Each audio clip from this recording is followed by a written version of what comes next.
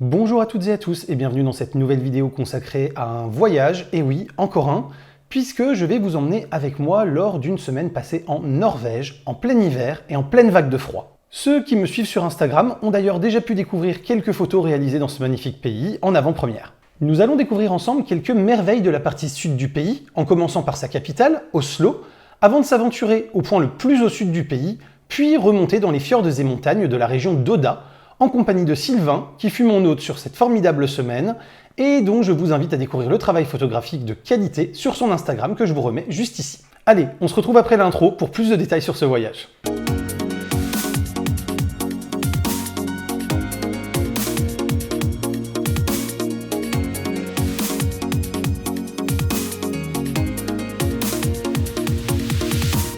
Alors un peu de contexte déjà pour commencer concernant ce voyage. Le but principal était d'aller récupérer un chiot eurasier, ceux qui suivent mes vidéos ou mon Instagram connaissent très bien cette race désormais, pour un élevage ami. Et Sylvain, le frère d'Aurélien, que vous voyez de temps en temps passer sur la chaîne, habitant à Oslo, c'était une occasion d'enfin le rencontrer en vrai, ainsi que sa femme et son fils, après plusieurs années à discuter par écran interposé. Et il m'a carrément proposé de m'héberger et de me servir de guide quelques jours, ce qui a, il faut bien le dire, grandement contribué au ravissement de cette superbe semaine. Sylvain est un hôte exceptionnel et généreux qui a su sublimer ce voyage de la plus belle des manières et je l'en remercie vivement. Pour ceux que ça intéresse, cette vidéo est chapitrée et je vous invite quand même à bien la regarder et à être attentif car je vais y glisser quelques liens vers des vidéos bonus pour les plus intéressés d'entre vous. Allez, on décolle de Charles de Gaulle, sous la grisaille mais aussi la chaleur française puisqu'il faisait 3 degrés Celsius lors du décollage, direction Oslo.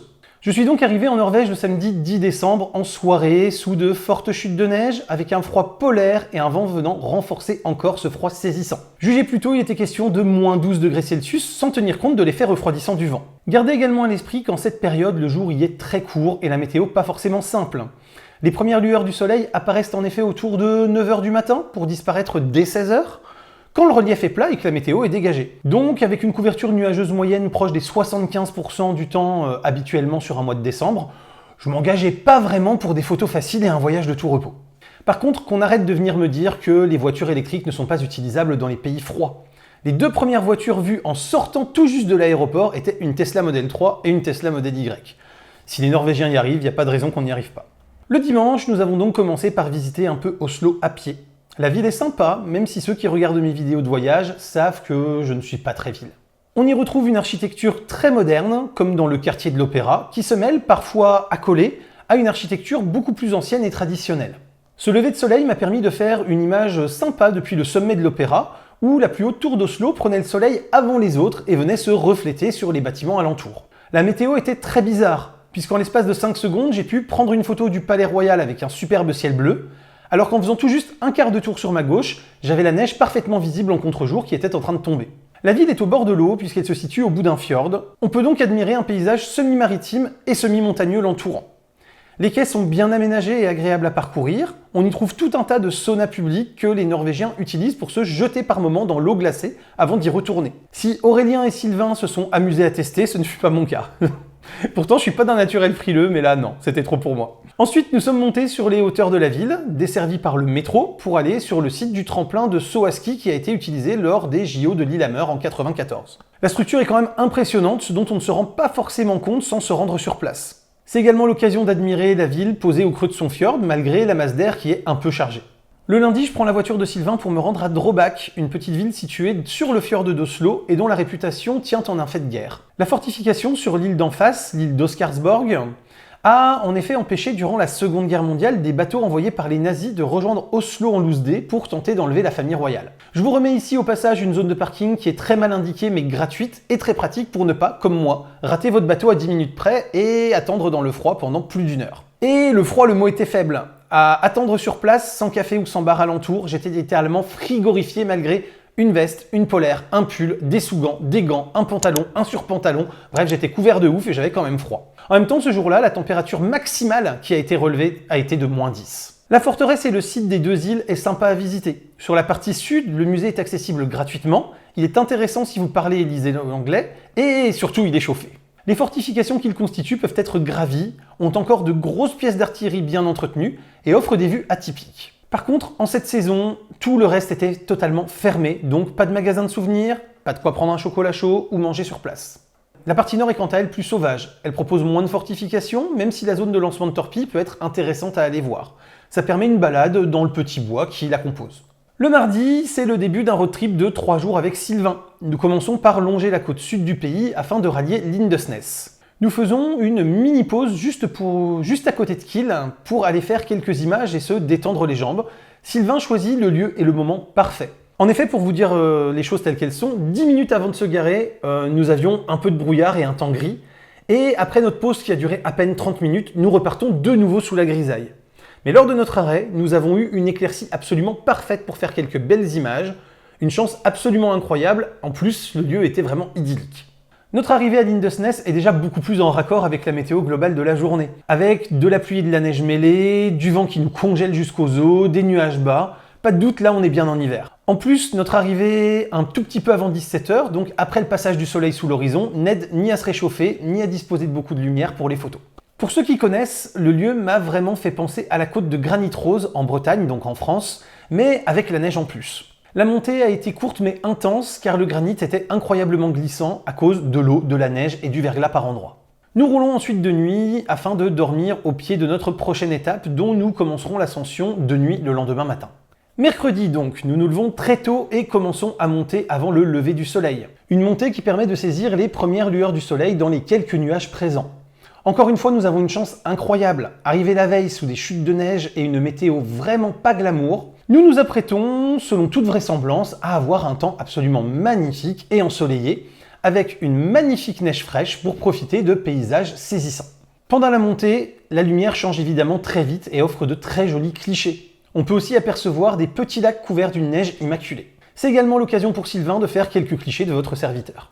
Pour info, la montée vous amène, si vous êtes peu sportif comme je le suis, en haut à environ 2h30, là où vous ferez la descente en à peine plus d'1h30. Vous aurez le droit à un trajet d'environ 10 km aller-retour avec un dénivelé positif d'un peu plus de 1000 mètres. C'est honnêtement accessible à peu près tous les humains qui savent marcher un peu, avec une bonne paire de chaussures, pour que j'ai réussi à le faire malgré le sentier enneigé et verglacé par endroits. Vu ma condition physique, c'est vraiment très accessible. Mais surtout, ce qui est magique avec Preikestolen, c'est la beauté du paysage, littéralement à couper le souffle quand on arrive proche du sommet. La vue sur le fjord est impressionnante, saisissante, stupéfiante. Le lieu est magnifique et les Norvégiens ont su, en dépit des risques que cela représente, le conserver parfaitement sauvage, sans garde-corps, sans guide fixé dans les parois, etc. L'avantage en cette saison, c'est que contrairement à l'été où le lieu est absolument bondé, comme le prouve cette photo Google Images, eh bien là nous étions une simple poignée, nous étions 9 en nous comptant Sylvain et moi. Rien de tel pour prendre son temps, faire quelques images, voler un peu et apprécier à fond le moment présent. Je remercie une nouvelle fois Sylvain pour ses précieux conseils sur comment m'habiller pour la montée et une fois arrivé, afin d'affronter le froid. Sans lui, clairement, je n'aurais pas apprécié le site de manière aussi intense, parce que je me serais caillé une fois en haut. Nous roulons ensuite de nuit pour rallier notre prochain hôtel, et je vous laisse avec le Hugo du passé qui arrivera, j'espère, à vous transmettre son excitation du moment, ainsi que les explications du pourquoi du comment de ce moment atypique. C'est un truc de fou, on est dans un hôtel à Hadfjord, et en fait je peux arpenter les couloirs comme ça, je pourrais être à poil que ça changerait rien. Parce qu'en fait, ils ont ouvert l'hôtel pour nous tout seuls. Donc c'est un bête d'hôtel, hein. Vous voyez là, derrière, il y a quand même des sacrées distances et tout, avec beaucoup de chambres, hein, beaucoup d'étages.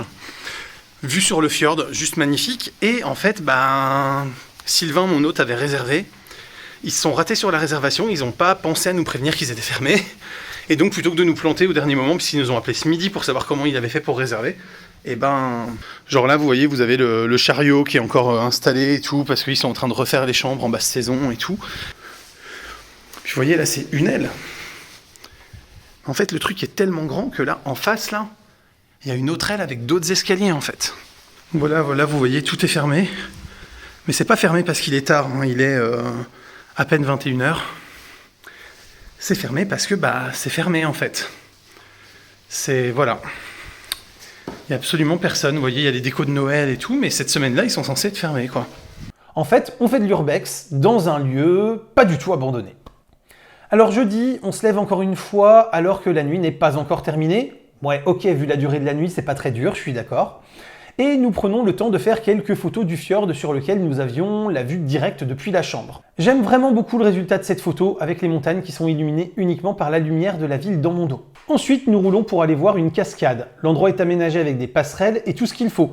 Mais les passerelles en acier lisse sont ultra casse-gueule, et avec la neige, le froid et le vent, c'était simplement pas possible. Pour ceux qui en douteraient, le thermomètre de la voiture parle de lui-même et indiquait moins 18. Moins 18, bordel! Mais nous avons eu pire, puisque nous sommes passés dans des endroits où on a eu moins 23. Et là, je renchérirais, moins 23, putain! Ensuite, on repart voir une autre cascade gelée, moins impressionnante en termes de hauteur, mais bien plus sympa, car beaucoup plus glacée, et avec le lever du soleil, il fait moins froid et la lumière est beaucoup plus agréable. Route ensuite jusqu'au point de vue de Segastein, au-dessus de Orlandsvagen. La vue est absolument magnifique et hyper impressionnante depuis ce promontoire. Le fjord est juste grandiose, la lumière de fin de journée, déjà, oui, offre des couleurs absolument dingues.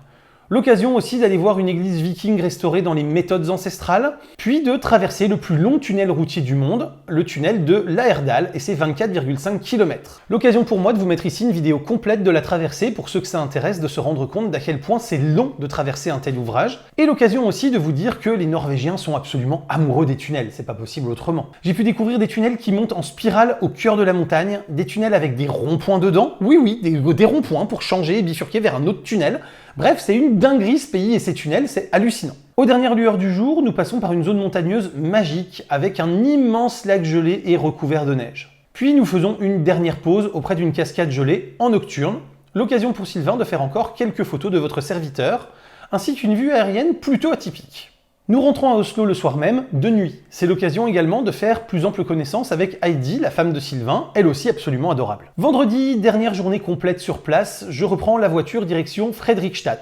Il s'agit d'une ancienne cité avec beaucoup de caractère et fortifiée. Malheureusement, la tonne de neige ne permet pas de profiter pleinement de l'architecture des fortifications, et la basse saison fait que tout y est fermé, même les cafés, les restos, etc. J'y fais donc un petit tour d'environ 1h30 qui me permet tout de même d'apprécier correctement la ville, son architecture et ses bâtiments anciens, et qui se conclut par la vue d'un pic et pêche. Malheureusement, voyageant léger, je n'ai pas le 600 mm avec moi, et alors que je tente de me rapprocher pour avoir une meilleure image, un vieux monsieur qui promène son chien vient me taper la discute en anglais, et bien sûr, fait fuir l'oiseau. Samedi, après une balade autour du lac non loin de chez Sylvain et Heidi, sans appareil photo, il est temps de récupérer le chiot et d'aller prendre l'avion pour retourner sur Paris et rentrer dans mes pénates des étoiles plein les yeux, l'envie de découvrir un peu mieux ce pays, et bien sûr, des images plein mon appareil photo. J'espère en tout cas que cette vidéo vous a plu et vous a appris des choses, vous donnera envie de voyager. Je remercie encore Sylvain et Heidi pour leur accueil et leur hospitalité. Si c'est le cas, n'hésitez pas à commenter, liker, vous abonner et partager. C'est le fameux clap, vous connaissez la musique. Vous avez également le Tipeee, le Utip, le bouton rejoindre et la boutique qui permettent de me soutenir financièrement en ayant des goodies ou des avantages exclusifs que je vous invite à découvrir. Et quant à moi, je vous dis à très bientôt pour plein de vidéos, photos, techno, informatique, jeux vidéo et voyages qui font le contenu de la chaîne au quotidien. D'ici là, continuez de rester curieux et de regarder des vidéos sur YouTube. Salut à tous, bye bye.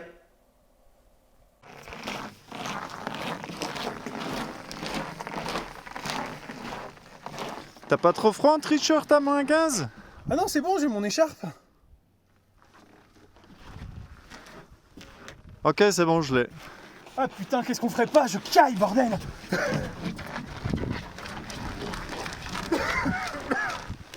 C'est quoi le bouton pour arrêter la vidéo? Ah putain. Ah putain, tu continues en plus quoi. Ah, je vais mourir de froid. T'as les tétons qui pointent Tu maintenant. m'étonnes. Tu m'étonnes. On se coupe pas trop le pont.